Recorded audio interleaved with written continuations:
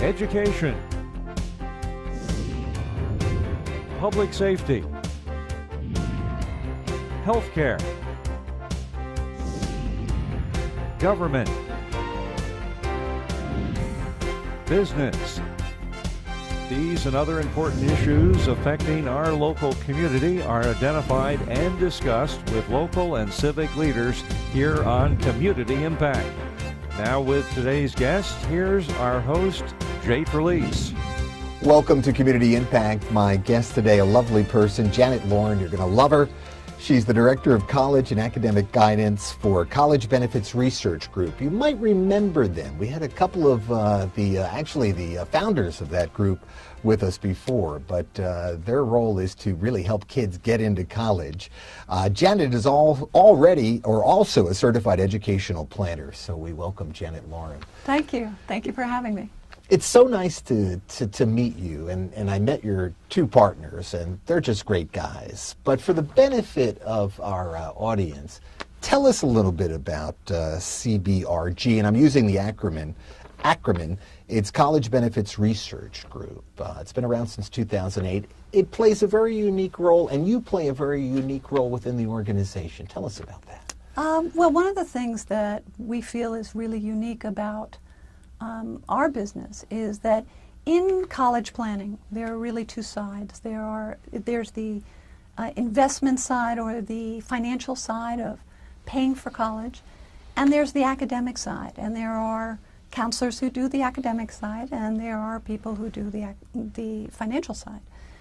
We've brought that together, and we have all of it because we truly believe that a student can't be successful unless they have the academic fit, the social fit, and the financial fit. And that's what makes CBRG unique. It's kind of a holistic approach, isn't it? It really is. Now, I think most parents, most dads probably, I'll say that, are probably more concerned about the financial approach. But a lot of times you get the kid into the college, and as you pointed out to me before we started the interview, every college has its own culture. And there's a right fit for every kid that's going to college. And it doesn't necessarily just mean that the price is right. Absolutely, absolutely. It really has to do with that social fit. The academics are a part of it, of course. But no school will let you in if you can't do the academics. Most students transfer because of the social fit. It's a rah-rah school, a school where the students want to paint their face blue and get crazy for a team, and they go to a school that's a reader school that's very quiet, that the kids like soft discussions, and it's the wrong fit. They can't make friends. Some students don't realize the difference in the personalities of a large school versus a small school.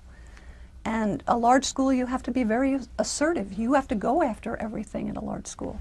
You have to have that kind of personality.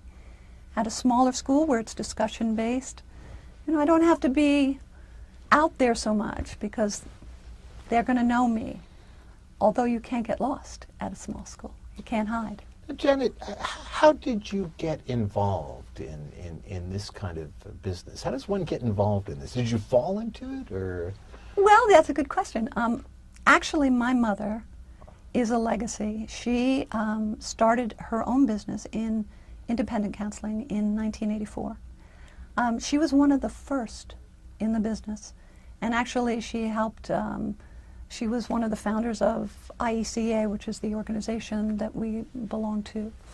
And she was a director of guidance for a school system, and she decided that she just didn't have enough time to talk about one of the most important decisions that students are going to make, not only financially, but just for their growth, their personal growth. And so she went out on her own, and she started getting clients. No one had ever heard of this before. No one had ever known what this profession was. And I used to get dragged, I mean that, to all the schools that she visited. I used to tell people that where other kids were looking at baseball cards, I was looking at the Yale Library. So, so I knew a lot of the schools, and there were always students coming in and out of our house. But I decided to do other things. So I got my MBA and was in marketing and business for a long time. And my mother would say to me, she'd say, Janet, talk to this kid about business. Talk to this student about marketing. So what I would do is I would talk to them, and after a while I said, Mom, I'll do it. I'll do it. I'll do it. So I found that it was just something that I love to do. I think the students are amazing. The families are so appreciative of the knowledge and the guidance. So it was very satisfying for me. So I started doing it on my own several years ago, many years ago. And that's how I've been doing it ever since. Now, you visit many colleges a year, don't you? Over 50 colleges a year. 50 colleges a year? I do. Yeah. I walk the campuses. And you walk the campuses. I mean, what are you in search of? I mean, when you go to a college, what are you looking for? Oh, a lot. First of all, I talk to the admissions office. And they're very candid with me, where they might not be as candid with a family, because they know that I'm going to bring them and I'm going to look for the right student for them. So they tell me what programs are full, that they're having trouble filling, some that they have a lot of applicants, it's more selective in that particular program, which ones they really do want to fill, that are a little easier to get into. They talk about the culture, what they're looking for in a student, to me. They're also, when I walk the campuses, I look at the students, what they're wearing, how they talk to each other. Is there courtesy? Are they all head down? Are they all, the distance between them when they're walking is something that you look at. Are they talking like this, close up? Are they reading? Do they have their hands up? Are they reading? Are they sitting on the ground? You go into the student union, you look at the feel of it. Is it loud and things are happening? Is it calm? Are people sitting in small groups and talking? So there are lots of different things to look at. And I ask them a little bit harder questions than they might be willing to give parents. Obviously, you bring a high degree of discernment. It's not like me walking a college campus. It's more like, where's the snack machine, or something like that. I mean, you're kind of like observing and recognizing pretty much everything. Mm-hmm. Yeah, mm-hmm. So you factor all of that in when you're helping kids pick a college. Mm-hmm. And the data. I'm looking at four-year graduation rates. I'm looking at the percentage of pre-professional programs. Are they getting into their graduate schools? What's the percentage? If you have a pre-med program, how many of your students are getting into med school? I'm looking at all those numbers as well. Mm-hmm. As well as the social. How many organizations do you have? What are they doing? This is one of my favorite questions. What do the kids do on weekends? Do they leave the campus? Do they stay on the campus? Do they run into town? What's going on there?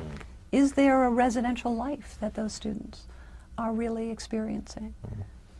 Now, is this a crucial time of year now for applying for colleges? Absolutely. Here in the late summer? Absolutely. I would never think that, but explain that to me. Well, there are several different applications, but the Common App is one of the major ones, and it goes live August 1st. So that's sort of the start of the season in some ways. Obviously, when we work with students, we work actually from 9th grade on.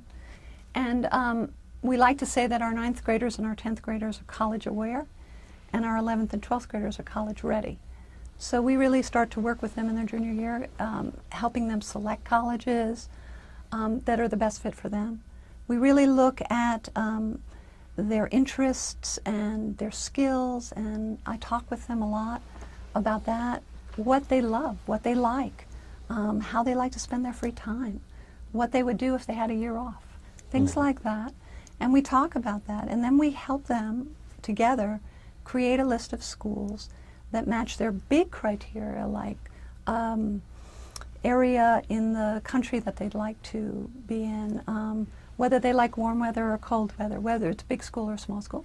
We create a big list, and then we teach them how to narrow that list down by looking at things like the data, like I was talking about before, the four-year graduation rates, the way they give money, which is an important part of what we do.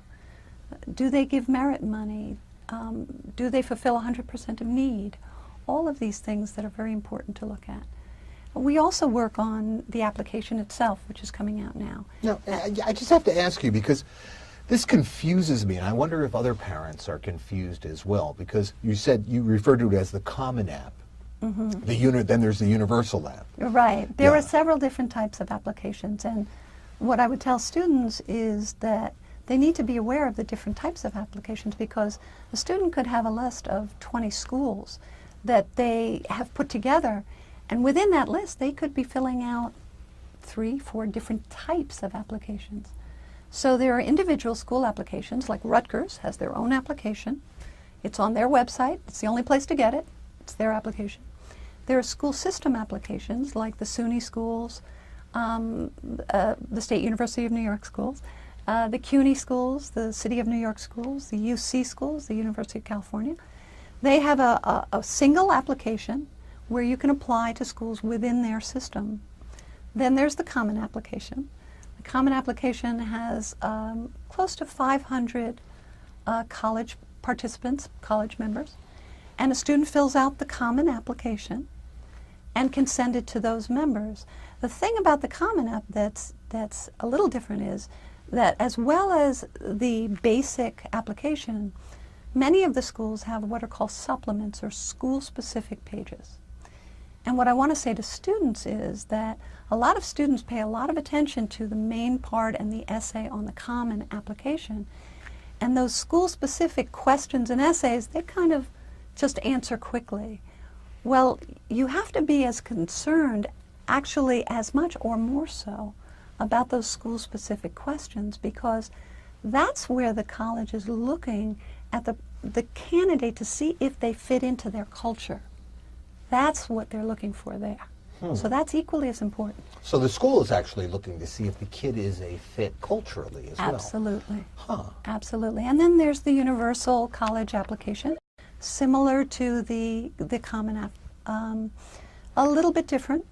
Last year the Common App had a little bit of technical problems when they launched a new version. So some of the schools now accept both the universal and the Common App, just to make sure people have alternate routes if they need to get there. Some are exclusively common application. So I just think students need to know that there are all these different types of applications and different ways to pursue a particular college. You know, I was amazed when I spoke to your partners a couple of months ago, and I'm equally amazed when I'm speaking to you, and my amazement really surrounds the fact that I am so surprised that more people aren't doing what you guys are doing, because navigating these waters, I don't know if they're treacherous, but obviously there are all kinds of caveats and roadblocks and jargon that one must navigate, that one is not familiar with. It's to you, I'm sure it's not a difficult process. You're an expert, but I would imagine there are many people who are just navigating all of this blindly, it seems. And unfortunately, the result is your kid gets into the wrong college, right? That happens. That happens. Most parents talk to us about it. They say, you know, I don't understand all this. When I went to college, you applied to 4 or 5 schools, you send in an application, and you got it. Well, that's not our environment today. Yeah, yeah, and that's why College Benefits Research Group is so vital, and the work that you're doing is so great. Janet, we're gonna take a break. We're gonna come back and we're gonna talk more about your organization and you. Okay? Thank you. All right. You're watching Community Impact. We'll be right back.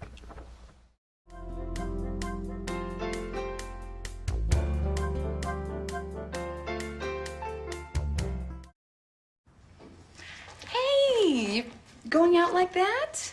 Yeah, why? Well, what would the neighbors think? I see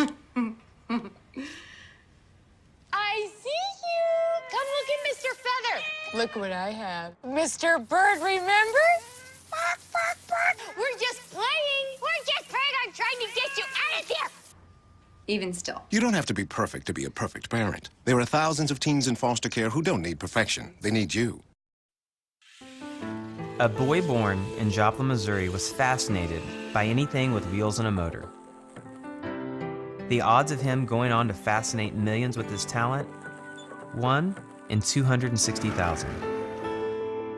The odds of this born racer having 157 career top 10 finishes in NASCAR? 1 in 125 billion.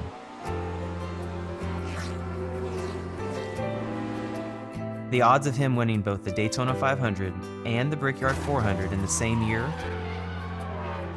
1 in 195 million.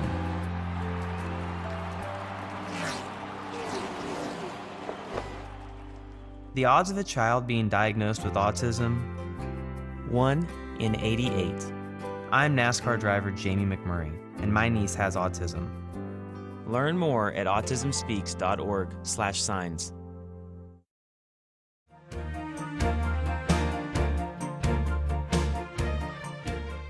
Welcome back to Community Impact. We are talking to Janet Loren.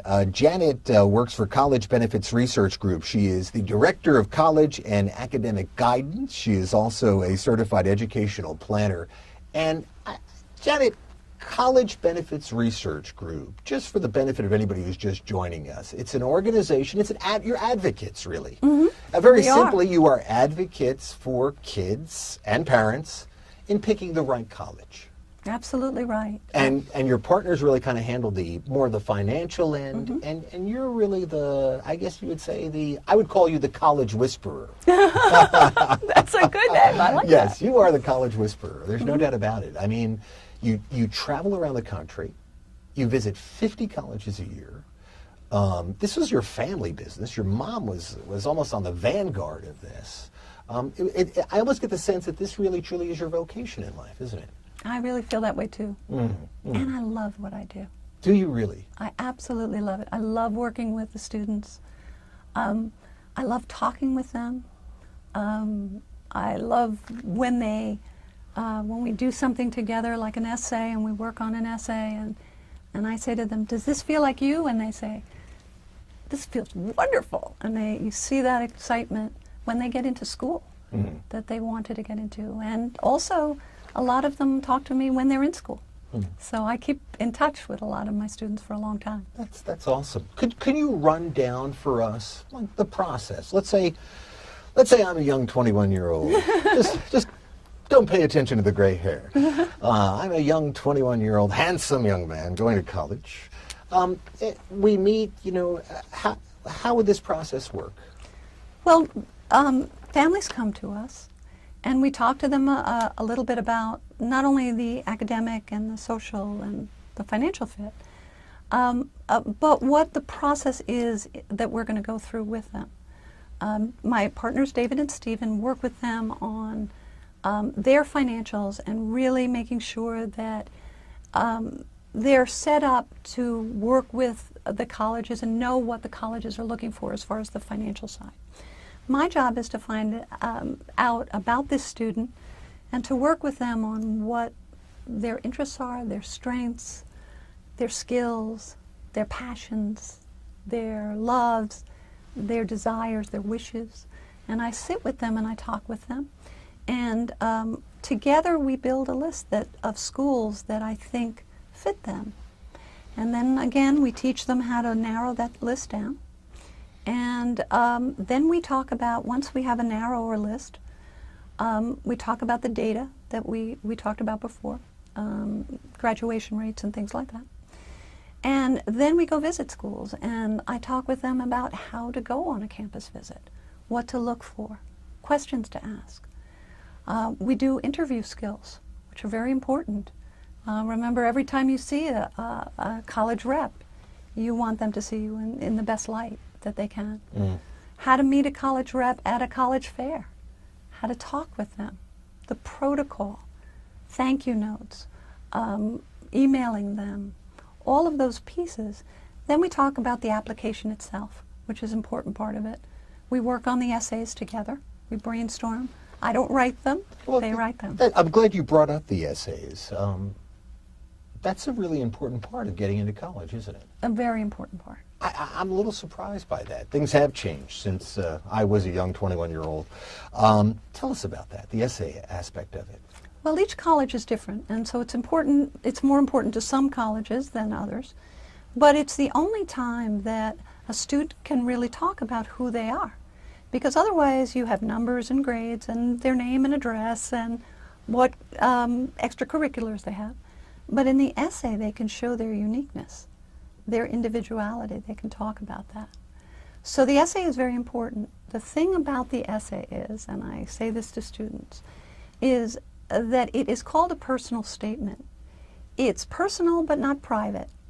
Some students get very, they want to share, and they shouldn't. So I tell them that this essay has to be able to be put on the New York Times on the front, and that you wouldn't be inhibited in any way. So sharing something that is important to you is wonderful. Sharing something that's too personal is not, so we want to make sure that happens. But also, the essay is something that that it also shows the colleges how much you care, how much you take the time to really think about it and do something that is personal to you. So I think it can make or break an application if the colleges are looking at it. If it's important to the colleges, it really can be something that is really essential. A lot of these kids have a difficult time with these essays. I think it's hard. It's always hard to talk about yourself. Yeah, I think so too. So I have a very difficult time. No, seriously. Yeah. Yeah, I'm great at asking other people questions about themselves. So am I. Oh, really? Okay. Well, don't interview me. So that's something that I help them with. We also help them with presentation skills, making sure they present themselves properly to the schools that way. The other part of it is testing strategy, which is another part of it. The ACT versus the SAT. These are standardized tests that most colleges, it's part of their requirements. There are some test optional schools now, but the majority of schools do require them. Which test to take, they're different tests, but the college accept them equally. So which test to take is one of the things we discuss. When to take them in their junior and senior year, very important. And how to study for those tests, how to prepare, how the individual student needs to prepare. Some students can just read it from a book. Some students do it online. Some students need a tutor. Some students take it from a class. But the idea is to study, take the test, study harder, take the test, and that's it. Do that really well. What do you think the optimal time for a student to reach out to your group, for instance? Would that be in sophomore year or junior year? You know, we like to have students as early as possible, usually in 9th grade, because... I would think so. I mean, for hearing what you're telling me, I mean, they're, you know... But anyway, go ahead. In 9th grade, freshman year. Yeah. Yeah. Why? Because, first of all, 9th grade is a tough year, because kids are coming in from the middle school. I got to tell you, worst year of my life. Worst year of my life. Really? Yes, very difficult year of my life. Yeah, freshman year in high school. But go ahead. No, it is a hard year. Yeah. And students don't realize that those grades count in 9th grade. Remember, the colleges are looking at a total GPA, a cumulative GPA of the 4 years. So they have a tendency to let the grades drop a little bit in 9th grade as they get used to the environment. So one of the things we talk about is the grades are important. You got to keep your grades up. You got to keep that as long. I know you're in a new environment, and that all that's coming to you too. But those grades have to stay. We can also talk to a student who is more of a what we call a track student, a student who is pre-med, engineering, who knows that my son, 6 years old, wanted to be an engineer, went right through school. An engineer, he's an engineer with Microsoft. He never looked back, never changed. That's what I call a track student. I wish I was that kind of a student when I was younger, but yeah, no, I had friends like that, and I envied them. Yeah, track student. Huh? That's what I call them. And then we have our path students who need to find their way, and that's just as okay. 85% of students go into college undecided. That's fine. After their sophomore year, they can decide on a major or concentration and still get to med school, still get... So there are lots of different ways to go, but in 9th grade is a good time to sort of say, I want you to think about what you like. What do you like? And we don't work with the student a lot at that time. The financials we do. We can start working very early on the financials. Sophomore year, again, we start to hone down. I do a lot of work with them on their course selection and making sure they're taking the courses that are the most challenging for them, but also that they're not overloaded, that and courses that are going to take them to where they want to go. Because a lot of times when we work with seniors that come to us late, they may have dropped a language, and the school they're looking at requires 4 years of language. So we want to talk about that. I talk a lot about extracurriculars. What are they doing? What do they like to do? You know, the colleges like depth rather than breadth. You don't have to do 12 things. If you do 2 things that you really like to do, they're fine with that. Leadership roles, what they do in the summer, how we can kind of learn in the summer. Sometimes a student that's a track student, we might do a summer program in engineering because they say, I'm going to be an engineer. They take a program and they say, oh, I don't want to be an engineer. So it's a way of learning about what we will like and testing it out. So we do a lot of that. You know, my sense is that you ask all of the right questions, but questions that the kids and their parents probably never think to ask. And I would imagine some of them are mind-blowing. You know, when you present your questionnaires to the young guys or gals out there, they're probably saying, I never thought of that. I never even thought to ask or consider that. That's really true. And a lot of the students don't know that there are so many paths to go to where they might want to go. I'll have a student that talks to me about helping people. And they think, okay, I have to be a psychologist. Well, you don't. There are lots of different careers that can help people in the same way.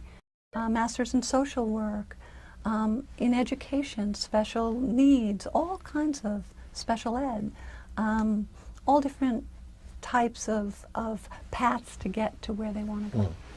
And when one has a good advocate and a good guide, one eventually arrives at that destination. Yeah. Well, the name of the organization again is College Benefits Research Group, CBRG. And we have been talking to their Director of College and Academic Guidance. She's a certified educational planner. Her name is Janet Loren. And it's been just an absolute pleasure. Thank you so much. Thank you, Janet. What a pleasure. Yeah. Thank you. Hope to see you again. Absolutely. Thank you. Okay. Bye. Yeah. You've been watching Community Impact. We'll see you next week.